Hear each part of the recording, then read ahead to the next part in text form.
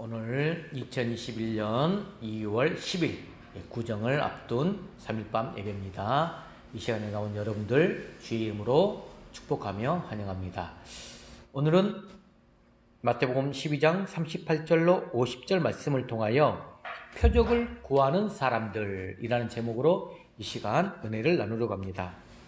오늘 본문 38절 시작이 그때에 이렇게 시작됐어요. 그때는 언젠가 하면 그 앞에 있는 우리 본문 앞에 있는 9절 이하부터 보면 한편 손 마른 병자를 주께서 고쳐주십니다. 그래서 두 손이 똑같아지는 그런 놀라운 역사가 있었죠. 또 그리고 나서 이어서 안식일에 귀신 들려 눈멀고 벙어리 된 사람을 만나서 귀신을 쫓아내시니 벙어리 되고 눈멀었던 사람이 말하게 되고 또 보게 된 놀라운 일이 일어난 것이 바로 22절 이하에 잘 나와 있습니다. 자, 지난주까지 우리가 이런 내용들을 배웠습니다만 지금 우리가 계속 말씀을 묵상하면서 보면 이 바리새인과 서기관들은 예수님께서 성령을 힘입어 귀신을 쫓아내는 것을 보면서도 뭐라고 말했죠? 지난주에 우리가 알다시피 귀신이 바울세울의 힘을 입어서 귀신을 쫓아낸 것이다. 이렇게 24절에 보면 그렇게 말했죠. 귀신의 왕 바울세불을 힘입지 않고는 귀신을 쫓아내지 못하느니라. 이렇게 이야기를 지금 했었어요. 그렇게 우기고 있던 내용들. 즉 예수님도 이 말은 귀신이 들렸다는 그런 이야기가 돼버려요. 이렇게 저들은 예수님을 지금 도전하고 비판한 내용입니다. 이때 예수님은 다른 모든 죄는 살지만 살 수 없는 죄가 딱 한 가지 있죠. 성령 회방죄만큼은 사심을 받지 못하리라. 31절에 나와 있죠. 그러므로 내가 너희에게 이르노니 사람에 대한 모든 죄와 모독은 사심을 얻되 성령을 모독하는 것은 사심을 얻지 못하겠고 라고 말씀하셨어요. 예수님과의 논쟁에서 완전히 패배한 서기관과 이 바리새인들은 이번에는 지금 메시아로서의 표적을 구하고 나선 거예요. 그게 바로 오늘 본문의 첫 시작 그때를 말합니다. 그러나 예수님은 지금 우리가 성경을 읽어서 알다시피 요나의 표적을 예를 들어서 결국 예수님의 십자가의 죽으심과 부활하심은 그들에게 가르쳐 주므로 그가 메시아임을 또 한번 입증시키고 계십니다. 자, 본문을 한번 더 살펴볼까요? 38절 다시 한번 읽어보겠습니다. 38절 자, 읽어봅시다. 시작. 그때에 서기관과 바리새인 중 몇 사람이 말하되 선생님이여 우리에게 표적 보여주기를 원하나이다. 자, 그때에 지금 안식일 사건 이후 계속해서 바리새인과 서기관들이 예수님과 논쟁을 계속적으로 지금 하고 있음을 보여주고 있습니다. 그러면서 선생님이여 우리에게 표적 보여주시기를 원하나이다. 이 말 한번 잘 생각해 보세요. 조칭 같으면서도 그게 아니에요. 저들의 태도가 이번에는 지금 선생님이여 라고 예수님을 불렀잖아요.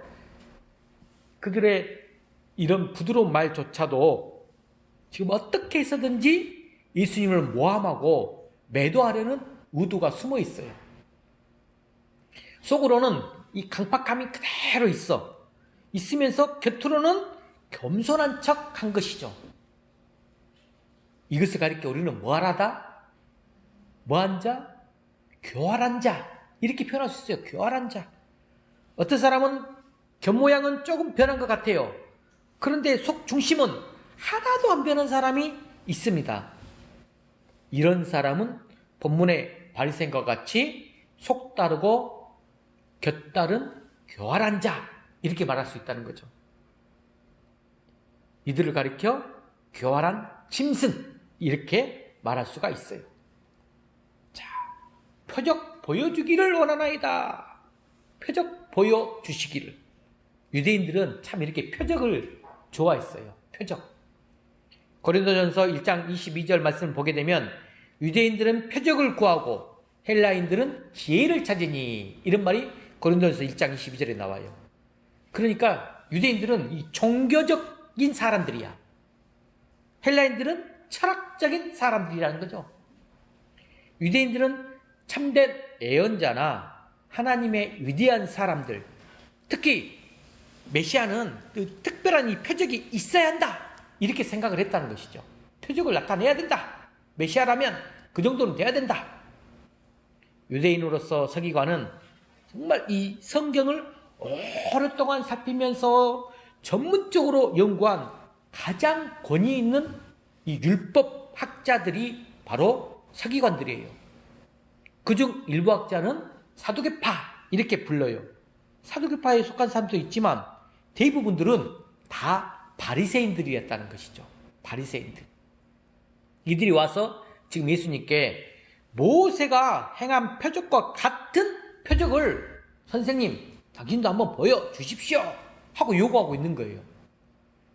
이 말은 당신이 정말 메시아인지 아닌지 메시아로서 표적을 보여달라, 이런 말이 되는 거예요. 사랑하는 성도 여러분, 예수님은 이미 안식일에 손마른 자를 고쳐주셨잖아요. 그 후에 귀신 들려 눈 멀고 벙어리 된 자 고쳐주셨어요. 이미 표적을 보여주신 것입니다. 그런데도 그들은 표적을 믿지 않아요. 같은 바리새인에도 불구하고 예수님을 믿은 바리새인들이 있어요. 여러분 누가 생각나십니까? 바리새인들 중에서도 예수님을 믿은 바리새인 누굽니까? 요한복음 3장에 나오는데 네 글자. 누굴 것 같아요? 니고데모입니다. 그는 한밤중에 와서 뭐라고 말했죠? 라삐여, 우리가 당신을 하나님께로서부터 오신 선생님인 줄 아나이다. 왜냐하면 하나님이 함께 하지 아니하시면 당신의 행하시는 이 표적을 아무라도 할 수 없음이니다 라고 요한복음 3장 1, 2절에 말하고 있는 것을 우리는 볼 수가 있어요. 니고데모는 바리새인 중이었지만 예수님을 믿는 바리새인이었어요. 같은 바리새인들 중에도 이렇게 다른 사람이 있었어요. 오늘 본문에 나오는 서기관과 이 바리새인들을 지금 어떤 자들입니까? 예수님께 독을 품고 칼을 갈고 있는 사람들이라는 말씀이죠. 자, 그래서 39절로 이제 넘어가 봅시다. 39절 같이 읽어볼까요? 시작. 예수께서 대답하여 이르시되 악하고 음란한 세대가 표적을 구하나 선지자 요나의 표적밖에는 보일 표적이 없느니라. 자, 이 말씀 한번 살펴볼까요? 예수님은 지금 단호하게 거절하고 있는 것을 볼 수가 있어요. 왜냐하면 이미 표적을 보여주셨기 때문이죠. 그러시면서 예수님이 지금 뭐라고 말했죠? 악하고 음란한 세대, 이렇게 지금 말을 했습니다. 자, 여기서 악하고란 말, 그 말은 그들의 마음이 교활하다는 것을 말하고 있는 거예요. 교활한 마음들이 있구나. 한마디로 성경에서 악하다, 이 말은 하나님을 떠난 자를 말합니다. 하나님을 떠난 자들이에요. 교활한 자들은. 믿음이 없으면 하나님이 없죠. 하나님이 없으면 뭐가 없게 된지 알아요? 믿음이 없으면 하나님이 없어. 그러면서 하나님이 떠나면 여러분들 주변에 그런 사람들을 보게 되면 뭐가 상실되느냐? 양심이 상실돼요. 양심이 없어지게 됩니다. 양심은 하나님을 향하는 법인데 하나님이 없으면 자연히 양심이 마비될 수밖에 없어요. 그래서 어떻게 되죠? 공의도, 정의도, 윤리도, 도덕도, 질서도 없어요. 아주 혼란과 방종과 방탕, 자기들 생각과 자만으로 빠져들게 됩니다. 그것만 남게 될 뿐이에요. 그게 악하다는 거죠. 두 번째로 음란한 그랬어요. 음란한. 이 말은 어떤 윤리적 의미가 있는 것 사실이지만 구약에서 많이 나오는 음란이란 바로 영적인 의미가 있어요. 영적인 의미. 자, 구약 성경은 하나님과 이스라엘 이 두 관계를 부부로 보통 말하거든요. 부부관계처럼. 즉 하나님이 우리의 신랑이 돼요. 이스라엘은 그의 신부가 된다는 것이죠. 자, 그러면 신부는 몸도 마음도 늘 깨끗해야 됩니다. 남편 이외에 다른 정부들을 두어서는 안 됩니다. 그런데 이스라엘은 하나님 이외에 지금 다른 남자가 있다는 거예요. 그것은 바로 뭐가 되죠? 하나님 외에 다른 것들이 있다. 그러면 곧 우상 숭배가 되는 거예요. 우상 숭배. 바알신, 아세라신 등 여러 이방 신들을 섬겼어요. 하나님을 배신하게 된 것이죠. 현대적 의미로는 자, 어떻게 해석할 수 있을까요? 자, 하나님을 섬겨 믿으면서 물질만 쫓아가 권력을 좋아해 인기를 좋아하는 것과 같습니다. 하나님을 섬기면서도 가끔 점보러 가 점치는 것 등을 하는 사람들을 말할 수가 있어요. 그리고 여기에서 세대라고 표현했어요. 세대란 그 시대와 당시 사람들이 결합한 복합적인 단어예요. 복합어예요. 예수님 당시 시대를 가리키는 거죠. 악하고 음란한 세대가 표적을 구하나. 이건 바로 예수님의 책망의 말씀이에요. 너희들이 지금까지 보아온 표적으로만으로도 무엇이 부족하느냐? 이런 바로 책망이 들어있는 거예요. 그러시면서 그 다음 말이 요나의 표적밖에는 보일 표적이 없느니라. 자, 이렇게 말씀하셨어요. 자, 예수님은 이 악하고 음란한 세대가 표적을 구한다고 표현하셨습니다. 여기서 예수님은 바리새인들과 이 서기관들의 영적 상태와 그 시대의 정신을 동일하게 보신 거예요.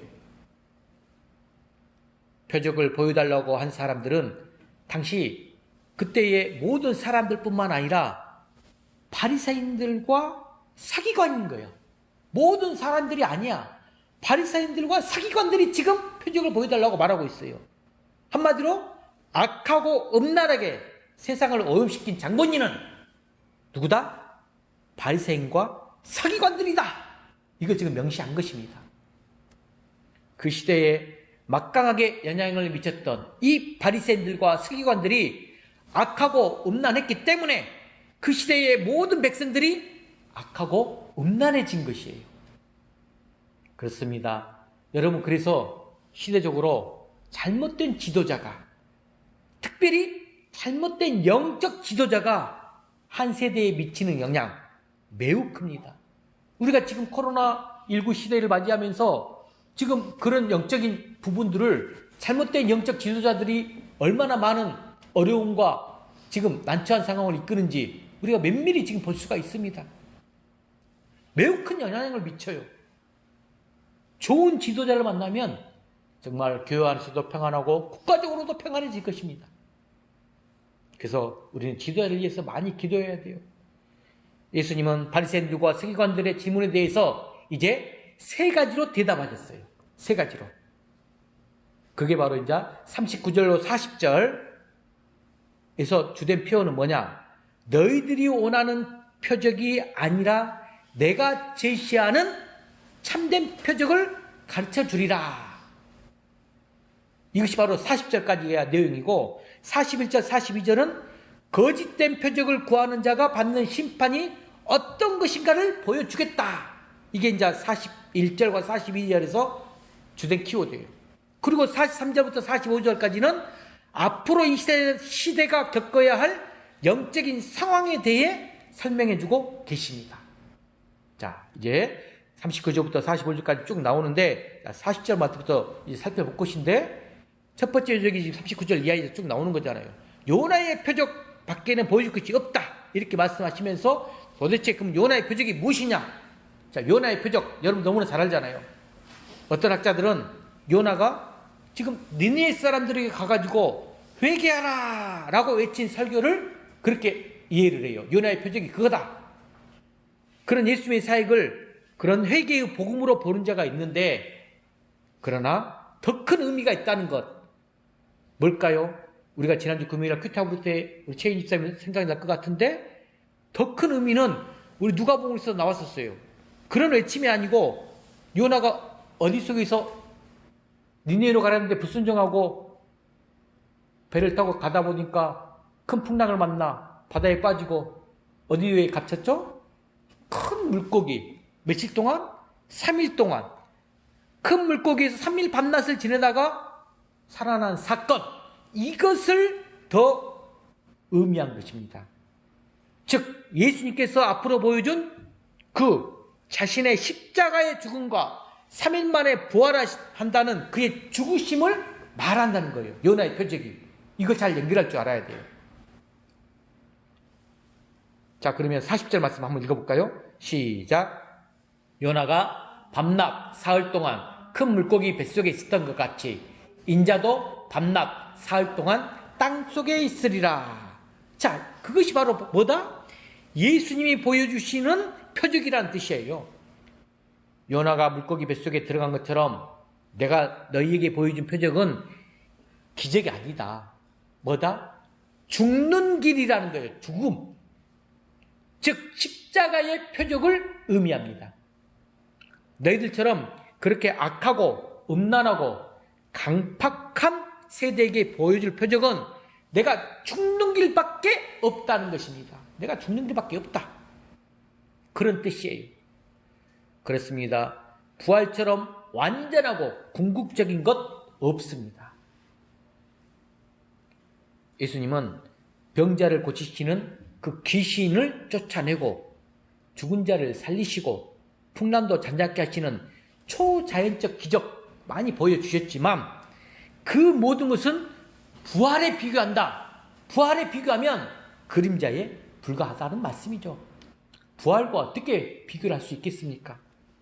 그리스도의 최대 표적은 십자가의 죽음과 제3일 후의 부활이라는 거예요. 이걸 명심하셔야 돼요. 말씀 한 군데 찾아볼까요? 요한복음 2장 19절로 20절. 요한복음 2장 19절로 20절 말씀을 찾아서 읽어보겠습니다.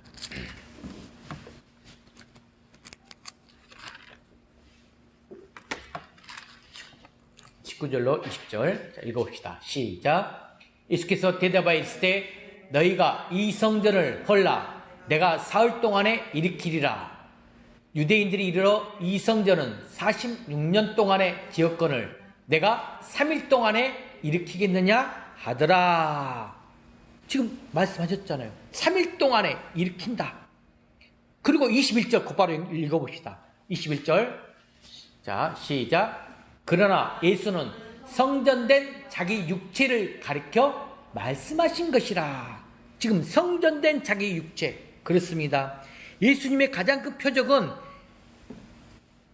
성전이 뭐냐? 3일 만에 다시 지어진 게 아니라 예수님 자신을 말했다는 거야. 십자가에 죽으셨다가 장사든지 3일 만에 부활하신 것. 이게 바로 최고의 표적이라는 거죠. 성전된 자기 육체를 가리켜 말씀하셨다는 것으로 연결돼요. 세상에 죽었던 자가 다시 살아난 일 여러분 없습니다. 오직 하나님의 아들 예수님만이 죽었다가 3일 만에 다시 부활하신다는 말씀입니다. 믿으시는 여러분 되시길 바랍니다. 자, 그러면 다시 오늘 본문으로 넘어와서 이제 41절과 42절을 다시 한번 봐봅시다. 자, 41절과 42절은 악하고 음란한 세대가 받을 심판에 대해서 말하고 있어요. 자, 어떤 심판이 오는지 자 읽어볼까요? 41절, 42절 시작. 심판 때에 니느웨 사람들이 일어나 이 세대 사람을 정죄하리니 이는 그들이 요나의 전도를 듣고 회개하였음이거니와 요나보다 더 큰 이가 여기 있으며 심판 때에 남방 여왕이 일어나 이 세대 사람을 정죄하리니 이는 그가 솔로몬의 지혜로운 말을 들으려고 땅끝에서 왔음이거니와 솔로몬보다 더 큰 이가 여기 있느니라. 지금 요나가 예수 그리스도의 모형이라면 이 요나의 전도로 40절 다시 넘겨보면 회개했던 니느웨 사람들이 있어요. 그들은 누굴 말하느냐? 예수님 당시에 이스라엘 사람들의 모형이라는 거죠. 이스라엘 사람들의 모형. 그러나 그 당시 전도를 받은 대상들의 반응은 서로 정반대가 됐어요. 즉 아수르의 수도였던 이 니느웨 사람들은 요나의 전도를 듣고 회개했어. 회개했으나 이 이스라엘 사람들은 요나보다 더 큰 이신 이 예수님의 전도와 이적을 보고서도 회개했다 안 했다? 결코 회개하지 않았다는 거야. 이게 지금 큰 차이점이에요. 그렇습니다. 그들은 예수님의 전도와 이적을 보고서도 결코 회개하지 않았어요. 여기 요나보다 더 큰 이 41절에 나오죠. 요나보다 더 큰 이. 이게 바로 누구죠? 예수님이라는 거예요. 그분은 심판자시오 만왕의 왕이신 분이시잖아요. 느헤미야 사람들이 일어나 이 세대 사람들을 정죄하리니 41절에 그랬죠. 이 말은 느헤미야 사람들은 하나님을 믿지 않는 지금 이방인들이고 하나님을 모르고 구약도 모르는 그런 사람인데도 불구하고 그들은 지금 요나가 가서 경고했을 때 왕으로부터 비롯하여 온 국민이 금식하면서 회개를 선포했었어요. 그러면서 하나님께로 돌아왔는데 예수님 당시 그때의 사람들은 구약을 알고 있어요. 또한 이적을 보았어요. 말씀도 들었는데도 불구하고 회개하지 않으니까 하나님 앞에서 더 큰 책임이 있다. 이 말씀입니다. 지금 그 심판에 대해서 이야기를 했고, 자 이제 42절로 넘어가 볼까요? 42절 자, 읽어봅시다. 시작. 심판 때에 남방 여호와니 일어나 이 세대 사람을 정죄하리니 이는 그가 솔로몬의 지혜로운 말을 들으려고 땅끝에서 왔음이거니와 솔로몬보다 더 큰 이가 여기 있느니라. 여기에 남방이란 말, 이 남방은 구체적으로 열왕기상 10장에서 스바라고 밝히고 있는데 이곳 스바는 유대인들이 땅끝으로 보고 있는 이 아라비아 서남부의 한 왕국을 말합니다. 남방이 그렇게 말한다는 것. 즉 열왕기상 10장을 보게 되면 이 스바 여인은 이 솔로몬의 지혜 너무나 잘 알잖아요. 그 지혜를 듣기 위해서 아주 먼 나라, 즉 아라비아 서남부 한 왕국, 그 먼 나라에서 많은 선물을 가지고 싣고 솔로몬을 찾아왔어요. 그런데 예수님은 지금 어떤 분이다? 솔로몬보다 더 크고 솔로몬보다 더 지혜로운 분이신 예수님의 말씀을 듣기 위해서는 그들이 지금 오지 않았다는 거예요. 그렇게 지금 비유적으로 좀 잘 설명하고 있어요. 한마디로 솔로몬은 하나님으로부터 지혜를 받은 왕이었으나 예수님이 어떤 분이시죠? 그 자체 친히 지혜의 본체이신 분이 바로 예수님이세요. 지혜의 본체이신 분. 지혜의 본체이신 예수님께서 친히 지금 나와서 말씀을 하시는데도 듣지 않는다면 심판 때에 이 시바 여왕이 와서 너희들은 정죄할 것이다. 이런 지금 말씀입니다. 악하고 음란한 세대는 심판 때에 반드시 정죄받게 된다는 말씀이에요. 이 말씀은 당시 사람들에게만, 그 당시 사람들에게만 해당된 것이 아니라 바로 우리를 향한 말씀이란 것도 깨달아야 됩니다. 지금 현재 우리를 향한 말씀, 하나님 말씀을 듣고도 바로 살지 않는 오늘을 사는 우리 현대인들에게도 주는 경고의 말씀이다 라는 말씀이에요. 솔로몬 때의 남방 스바의 여인은 이 솔로몬의 지혜와 그 소식을 듣고도 그것을 얻으려고 먼 길을 찾아와서 들었으나 여기에 교만한 자들은 이 솔로몬보다 더 큰 이신 예수 그리스도를 배척함으로 다들 그 심판이 큰 것을 지금 예수님께서 경고하고 계신다는 말씀이에요. 여러분들 이 심판을 잘 명심하고 우리가 어떻게 나가야 될지를 바르게 깨닫고 온전하게 주님 앞에 회개하면서 주님의 지혜로운 말씀을 듣는 귀한 여러분 되시길 주의로 간절히 축복합니다.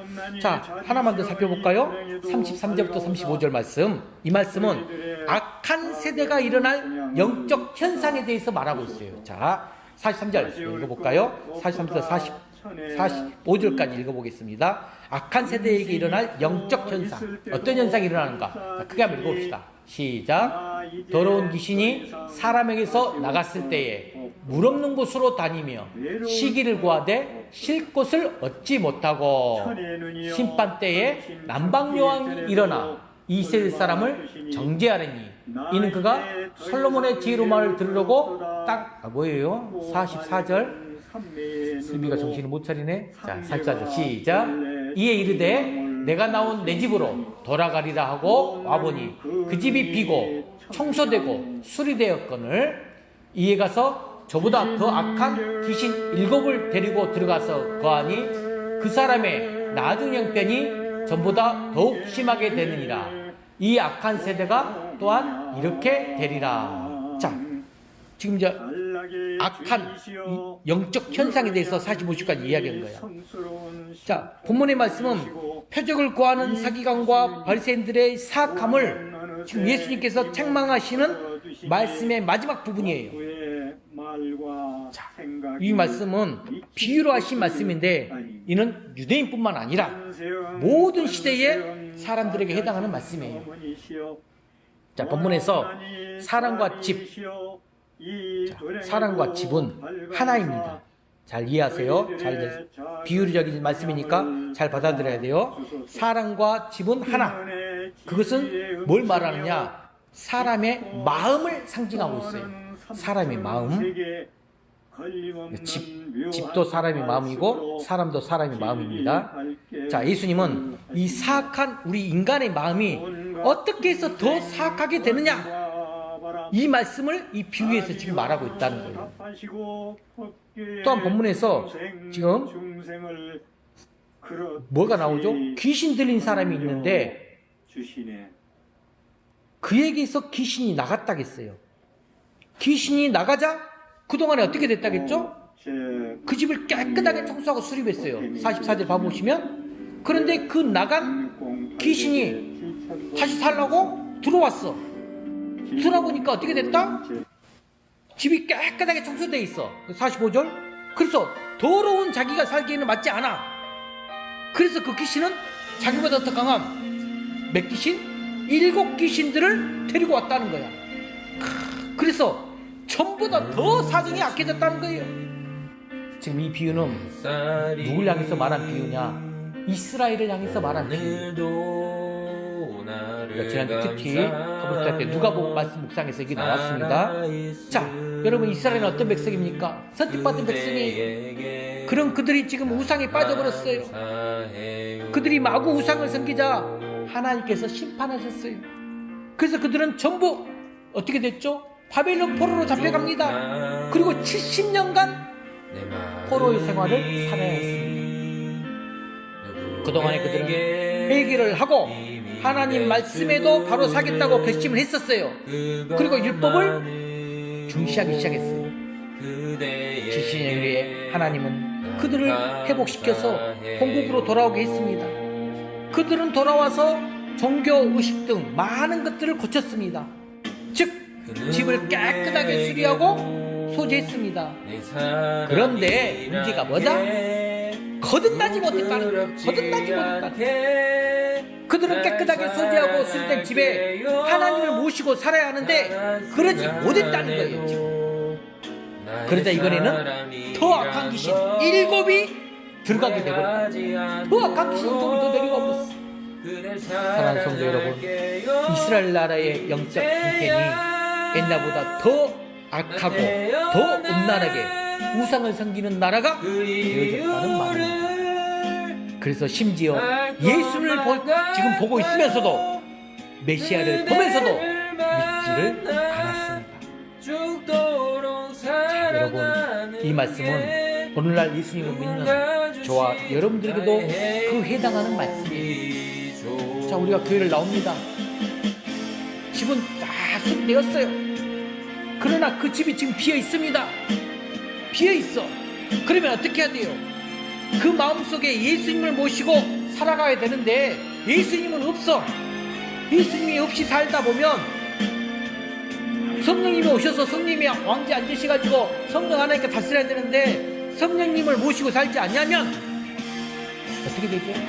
모양은 예수님을 믿는 사람인데 전보다 더 악한 사람으로 될 수 있다는 거예요. 더 악해질 수가 있어요. 그러므로 우리는 그러지 않기 위해서 어떻게 해야 됩니까? 날마다 첫 번째로 기도로 무장해야 된다는 거예요. 두 번째로 성령 충만하게 살아야 된다. 기도로 무장, 성령 충만. 세 번째로 말씀으로 무장해야 된다는 거예요. 말씀으로 무장. 네 번째로 신앙의 열매로 충만해야 된다는 말씀입니다. 신앙의 열매가 있어야 돼요. 그래야 거듭나고 악한 마귀가 우리를 무너뜨리지 않아요. 그러지 않으면 우리 조금만 틈만 나면 내 심령을 무너뜨리는 그 사단의 영역에 이길 수가 없어요. 귀신이 나갔다는 사실보다 더 중요한 것은 귀신이 다시 들어오지 못하게 하는 일이에요. 다시 돌아버리면 일곱 귀신을 들고 돌아버린다니까요. 이걸 명심해야 돼요. 예수님을 주인으로 모셔야 마귀가 우는 사자처럼 덤벼도 우리 마음속에 들어올 수 없게 만드는 것이 바로 우리 승리의 비결. 영적 전쟁에서 승리의 비결. 오늘 우리의 귀한 우리 올 한 해 표에 부신되는 말씀으로 볼 수가 있습니다. 기도 무장, 성령 충만, 말씀 충만, 신앙의 열매 충만. 예수님을 주인으로 모시면서 내 마음 중심에 예수 그리스도를 주인으로 모시지 않으면 귀신은 더 악한 귀신을 데려와 나를 더 나쁜 상태로 만들어버린다는 것. 이걸 깨닫고 이 귀중한 말씀 오늘 붙잡고 하나님께 나가면서 우리가 영적 싸움부터 전쟁에서 승리하면서 하나님께 영광 올려드리는 귀한 여러분 되시길 주의 이름으로 간절히 축원합니다. 오늘